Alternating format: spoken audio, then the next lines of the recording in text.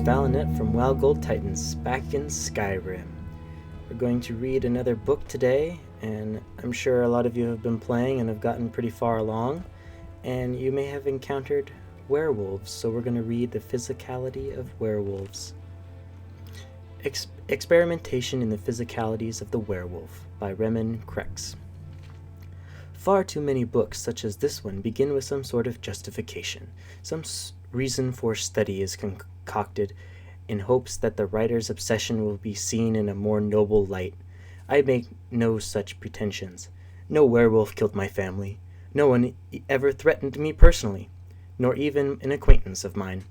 My obsession is born out of simple curiosity, with a strong dose of hatred for the unnatural. Is it possible to hate something without having been done harm by it? I am no philosopher, and thus here ends my introduction. On with my studies.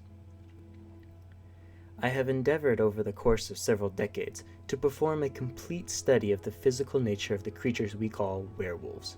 I overlook entirely the origins of this plague, whether it is acquired voluntarily or inflicted, and how one might be cured. Such matters are filled with too much guesswork and rambling second-hand inanities from farmhands. Let's take a look at Subject A.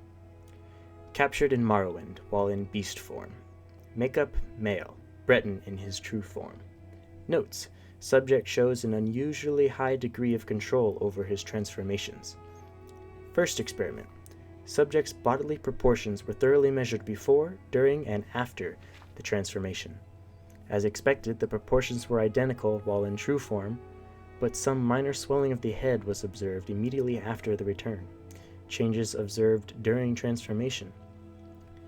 23% increase in shoulder width, 17% narrowing of hips, 47% lengthening of arms, 7% increase in finger length, not accounting for claws.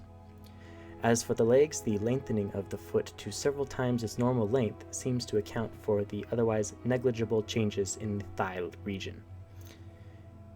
Experiment 2. Subject was coerced into changing as rapidly and as frequently as possible, at various times and at various levels of duress. Transformation times and effects were not viewed to change notably. Subject expired, concluding tests. On to Subject B.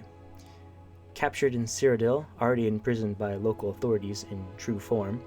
Makeup, female, Nord in her true form. Notes: subject's large size in both true and transformed forms make an excellent fit for vivisection, which is cutting them apart while they're alive.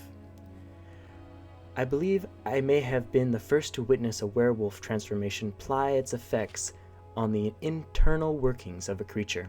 The heart is the first thing to swell, long before the lungs or bones shift to accommodate it. This may account for the intense chest pains that some of the afflicted report directly before their changes. More interesting were the changes observed in the muscles of the leg. I had expected a strengthening, as the beasts are known for great power and speed, but they also seemed to change color into a dusky brown. This could also be attributed to blood loss from the procedures.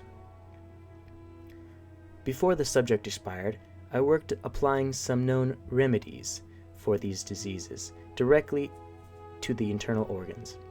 Wolfsbane petals applied to the bones seemed to render them brittle, and the ribcage nearly collapsed at the touch.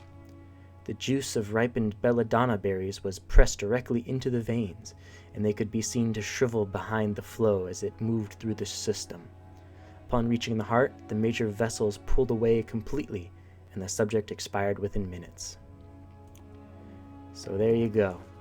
That's how werewolves are seen in Skyrim. Stay tuned next time, where we're going to take a look at some riddles in the Yellow Book of Riddles. Goodbye, adventurers.